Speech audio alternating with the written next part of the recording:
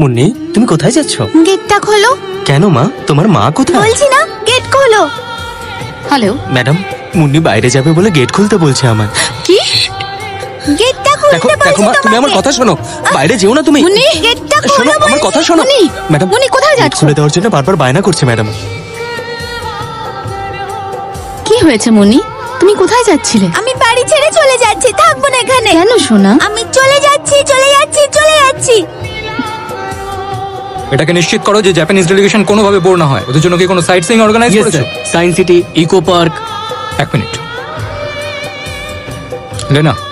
তুমি কি বিজি? না, বলো। রাজ, তোমার মেয়ে আজকে বাড়ি ছেড়ে পালানোর চেষ্টা করছিল। কি?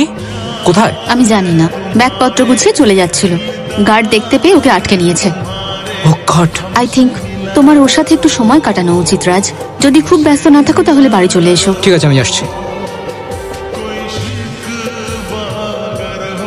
Excuse me sir, Yes. জাপানি কোম্পানি বাজেটের একটা এস্টিমেট চাইছে। জাহ্নবীর কাছে এস্টিমেট আছে, কিন্তু ও তো আজকে ছুটিতে আছে। ও যেখানেই থাকুক ওর সঙ্গে যোগাযোগ করো বা অন্য কাউকে খোঁজো। আমাকে Okay, sir. আর্জেন্টলি বাড়ি যেতে হবে। ও কোথায়? ও পড়ে বারান্দায়। ওকে তুমি বেশি বকাবকি করো না। আমি ওর সাথে কথা বলার চেষ্টা করেছি। ও বাড়ি থেকে পালাচ্ছিল কেন? ও আমাদের উপর রেগেছিল। তুমি ওর জন্য কিছু এনেছো? তুমি তো কিছু বলোই নি। কাম অন রাজ, এই ছোট্ট কথাটা বলে দিতে হবে? তুমি চিন্তা করো না, আমি দেখছি। হাই মুন্নি, কি করছো? আজ আমরা অ্যালফাবেট শিখছিলাম। ওয়াও, কতগুলো অ্যালফাবেট শিখলে তুমি? প্রথমে A. Munni, A for what? বলো মা। বলো মুন্নি।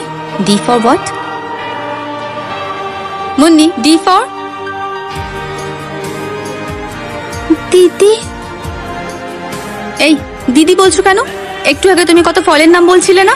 দিদি একটা বাংলা শব্দ, কোনো ইংলিশ ওয়ার্ড নয়। আচ্ছা মুন্নি, আমি তোমাকে একটা মজার জিনিস দেখাচ্ছি, ওটা দেখে তোমার দারুণ মজা লাগবে। সুপারম্যান! ড্যাডি আরেকবার দেখাও না। দেখাবো মা, কিন্তু তোমাকে আমার কাছে একটা প্রমিস করতে হবে। তুমি এমন কিচ্ছু খাবে না যার মধ্যে বাদাম আছে, বুঝেছো?